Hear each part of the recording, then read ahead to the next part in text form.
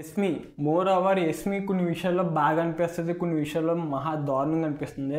నాకు ఇన్ఫ్యాక్ట్ ఎస్మి మీద ప్రేరణ అంటే గేమ్ పరంగా కూడా చాలా బాగా మాట్లాడిద్ది. అండ్ నామినేషన్స్లో నాగమణి కంటే మీద తీసిన పాయింట్ కూడా చాలా బాగా మాట్లాడింది. సో అక్కడ నాకు ప్రేరణ మంచి ప్లేయర్ అనిపించింది ఇప్పటివరకు హౌస్లో. బట్ ఎస్మి కూడా కొన్ని విషయాల్లో బాగా అనిపిస్తుంది, అబ్బా చాలా బాగా మాట్లాడింది, చాలా బాగా ఆడిందని. కొన్ని విషయాల్లో మాత్రం బాగా మాట్లాడదు. అండ్ మోర్ ఓవర్ నాగమణి కావడం వస్తే ఎస్మి అప్పుడు టామ్ అండ్ జెర్రీ ఫైట్లా ఉండే, మొత్తం నామినేషన్స్ అప్పుడు నాది వస్తుంది కదా, అప్పుడు మాట్లాడుతాను నువ్వు పెట్టి వెళ్ళు.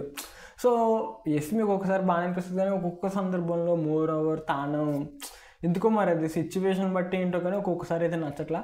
బట్ మోర్ ఓవర్ ఎస్మి కూడా మంచి ప్లేయరే. అండ్ ఎస్మి వర్సెస్ నిఖిల్ పృథ్వీ వీళ్ళందరిది అయ్యేది. బట్ ఎప్పుడైతే ఆ క్లాన్కి వెళ్ళిందో మొత్తం గేమ్ పస్ అయితే లేదు.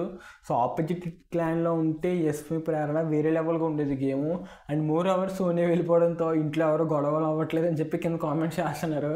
సో అది కరెక్టే కదా, సోనియా ఉంటే సోనియా వర్సెస్ ఎస్మి, లేదా సోనియా వర్సెస్ ప్రేరణ ఇలా కొంచెం గట్టిగా ఉండేది. సో వైల్డ్ కార్డ్ ఎంట్రీస్ రాబోతున్నాయి కదా, వైల్డ్ కార్డ్ ఎంట్రీస్ మీద చూడాలి, బయట ఆట చూసి వస్తారు కదా, వాళ్ళకి అర్థమైపోద్ది ఎవడేంటి ఎలా ఆడుతున్నారని. ఎందుకంటే వాళ్ళ హౌస్లోకి వెళ్తా అన్నప్పుడే ముందుగా వాళ్ళు 24/7 లైవ్ మనం ఎలా చూస్తామో అలా ప్రతిదీ చూస్తారు. అంటే వాళ్ళు ఏంటి ఎలా మిస్ అవ్వకూడదు, ఎవరితో వెళ్ళి కనెక్ట్ అవ్వాలి, ఇదంతా ముందుగానే ఒక అనాలిసిస్ చేసుకుని ఒక గేమ్ ప్లాన్తోనే వెళ్తారు. లోపలికి వెళ్ళాలి ప్రతి ఒక్కరు, అలా వెళ్ళొచ్చు. అండ్ మోర్ ఓవర్ ఇది కూడా జరగచ్చు. సో మీరేమనుకుంటున్నారు? ఈసారి వైల్డ్ కార్డ్ ఎంట్రీస్ ఇప్పటివరకు హిస్టరీలోనే ఎవరు కొట్టలేదు, చూద్దాం మరి.